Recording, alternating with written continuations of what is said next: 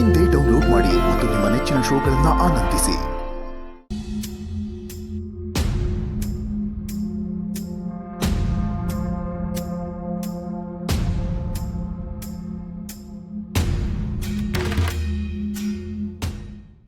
ಅಯ್ಯ, ಅದೆಷ್ಟು ಅಂತ ನೋಡ್ತಾ ಇದೀಯಾ? ತೆಗ್ದಿಡೋದನ್ನ.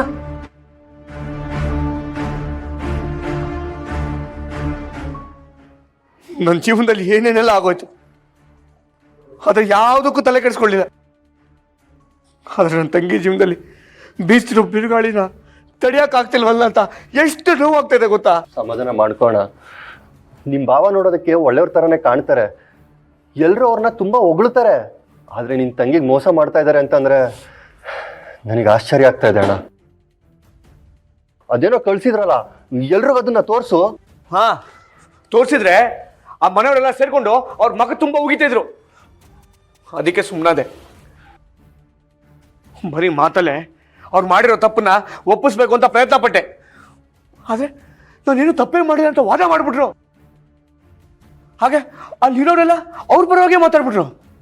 ಸಾಲದಕ್ಕೆ ನನ್ನ ಮುದ್ದು ತಂಗಿ ನನ್ನ ಕೆನ್ನೆಗೆ ಹೊಡೆದು ಕಳಿಸ್ಬಿಟ್ಲು.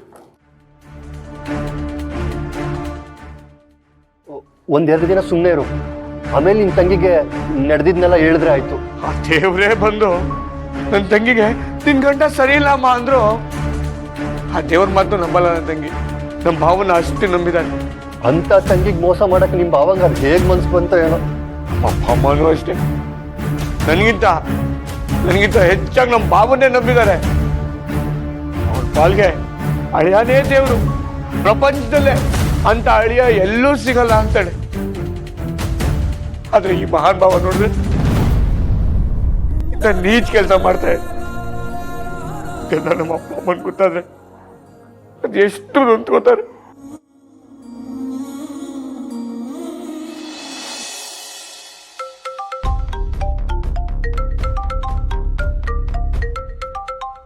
ನಮ್ಮ ಅಪ್ಪ ಫೋನ್ ಮಾಡ್ತಾ ಇದ್ದಾರೆ. ಹುಷಾರಾಗಿ ಮಾತಾಡು. ಅಲ್ಲಿ ನಡೆದಿರೋದ್ ಬಗ್ಗೆ ಎಲ್ಲ ನೀನ್ ಹೇಳಕ್ ಹೋಗ್ಬೇಡ. ಹಲೋ ಅಪ್ಪ. ಮತ್ತೆ ಕುಡಿಯೋಕೆ ಶುರು ಮಾಡಿದ್ಯಾ? ಇಲ್ಲಪ್ಪ. ಸುಳ್ಳು ಹೇಳ್ಬೇಡ, ಎಲ್ಲ ವಿಷಯ ಗೊತ್ತಾಗಿದೆ. ಕುಡ್ಕೊಂಡು ಅಳಿಯಂದ್ರ ಮನೆಗೆ ಹೋಗಿ ಯಾಕೋ ಗಲಾಟೆ ಮಾಡಿದೆ? ಎಲ್ರ ಮುಂದೆ ಅವ್ರ ಬಗ್ಗೆ ಕೇವಲವಾಗಿ ಬೇರೆ ಮಾತಾಡಿದ್ಯಂತೆ.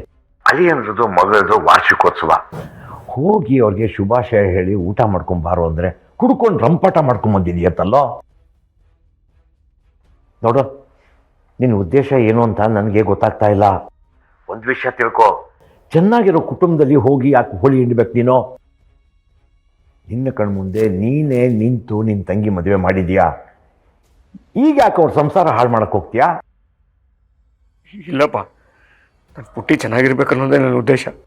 ಅದು ಗೊತ್ತು, ಆದರೂ ನೀನು ಈ ಥರ ನಡ್ಕೋಬಾರ್ದು. ಇನ್ಮೇಲಾದರೂ ಸ್ವಲ್ಪ ಬುದ್ಧಿ ಕಲ್ತ್ಕೋ. ನಿನ್ನ ಪಾಡಿಗೆ ನೀನಿರು. ಸರಿಯಪ್ಪ. ನಮ್ಮಪ್ಪಂಗೆ ನಾನೆಲ್ಲ ಹೋಗಿ ಕುಡಿದು ಗಲಾಟೆ ಮಾಡಿದೆ ಅನ್ನೋದು ಮಾತ್ರ ಗೊತ್ತು. ಆದ್ರೆ ನಮ್ಮ ಬಾಬಾ ಮಾಡಿರೋದು ಗೊತ್ತಾ? ನನ್ನ ಕಣ್ಮುಂದೆನೆ ನನ್ನ ಪುಟ್ಟಿಗೆ ಮೋಸ ಆಗ್ತಿದ್ರೆ ನಾನು ನೋಡ್ಕೊಂಡು ಸುಮ್ಮನೆ ಇರಕ್ಕಾಗತ್ತಾ? ನಮ್ಮ ಬಾವ ಇನ್ನೊಂದು ಹುಡುಗಿ ಜೊತೆ ಕ್ಲೋಸ್ ಆಗಿ ಓಡಾಡ್ತಿದ್ನ ನನ್ನ ಕಣ್ಣಾರೆ ನೋಡ್ದೆ ಅಂತ ನನ್ನ ನಮ್ಮ ಅಪ್ಪಂಗೆ ಹೇಗೆ ಹೇಳಿ?